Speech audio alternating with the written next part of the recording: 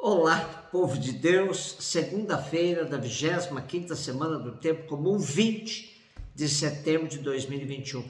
A nossa reflexão de hoje é a partir do início do livro de Esdras, de 1 a 6, e de Lucas 8, de 16 a 18.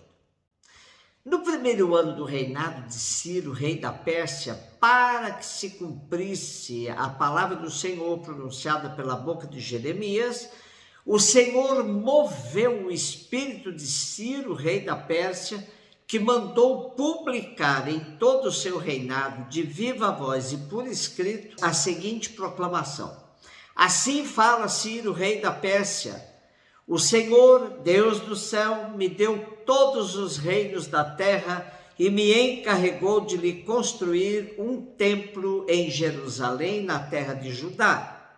Quem dentre vós todos pertence ao seu povo, que o Senhor seu Deus esteja com ele e que se ponha a caminho e suba a Jerusalém e construa o templo do Senhor Deus de Israel, o Deus que está em Jerusalém.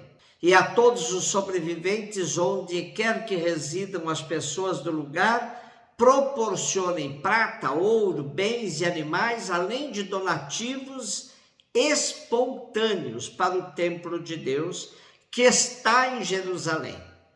Então se levantaram os chefes da família de Judá e de Benjamim, os sacerdotes, os levitas, todos aqueles que se sentiram inspirados por Deus para edificar o templo do Senhor, que está em Jerusalém.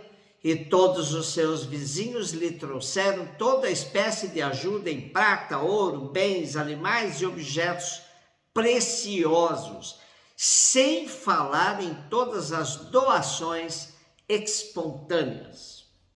Junto com o livro de Neemias, o livro de Esdras forma uma unidade em termos de continuar a história de Israel depois dos livros dos reis e das crônicas.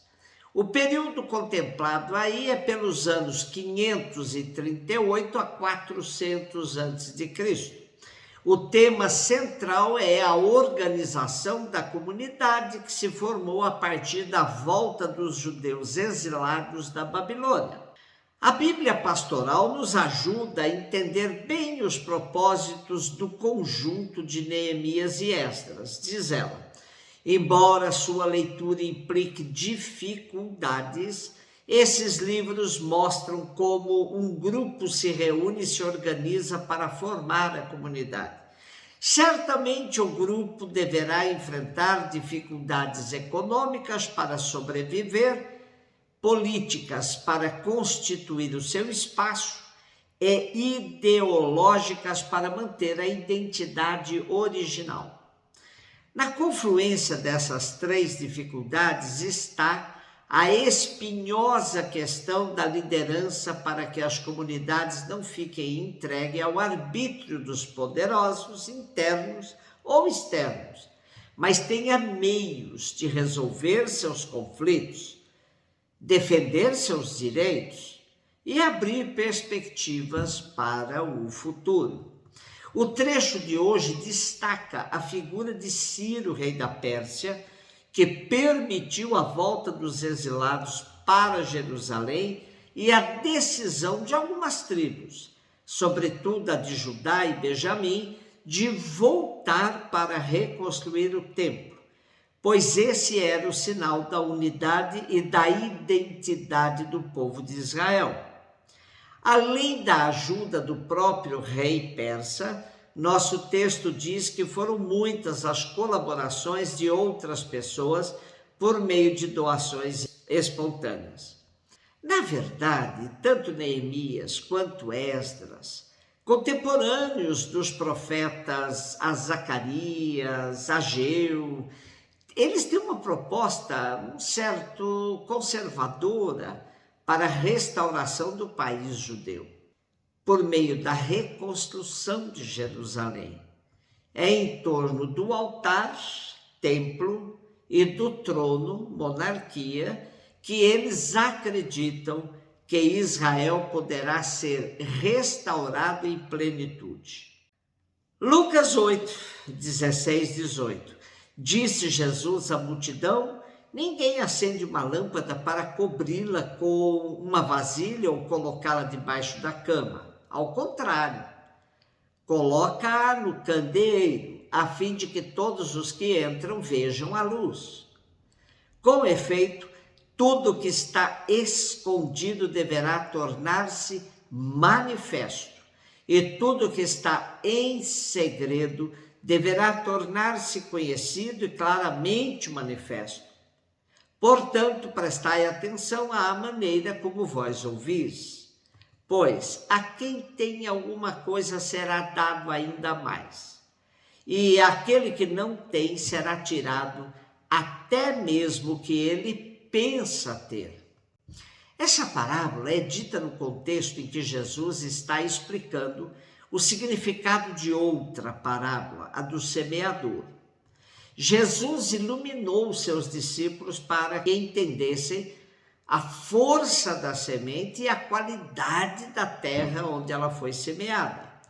Agora, uma vez que entenderam tudo, Jesus quer dizer que o que ouviram não é para ficar guardado somente com eles. É preciso que também todos vejam. O processo é esse. Jesus faz os discípulos verem, isto é, acende a lâmpada. E agora é preciso que não coloquem debaixo da cama o que viram, mas que coloquem tudo num candeeiro para que todos vejam.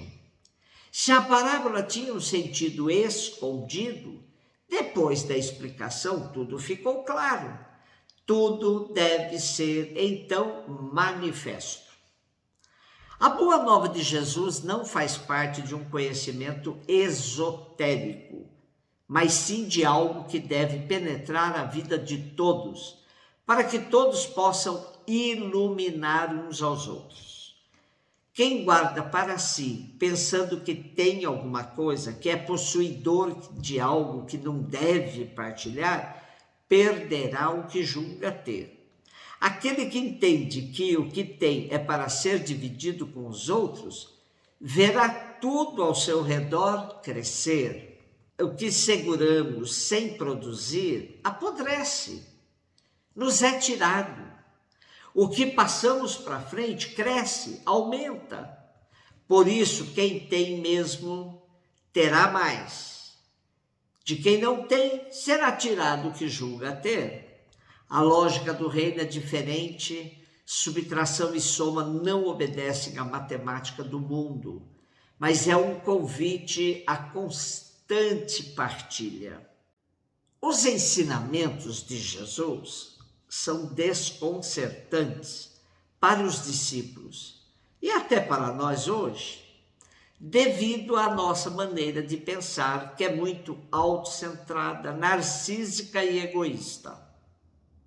Jesus aponta sempre para outro lado de tudo isso, uma existência voltada para os outros, deixar de ficar admirando sempre o próprio umbigo, e entender que nossa vida tem sentido à maneira que nos doamos uns aos outros.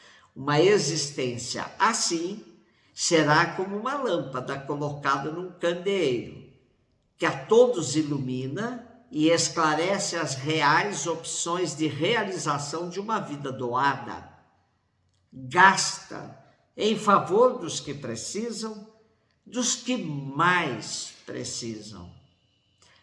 Um beijo no seu coração.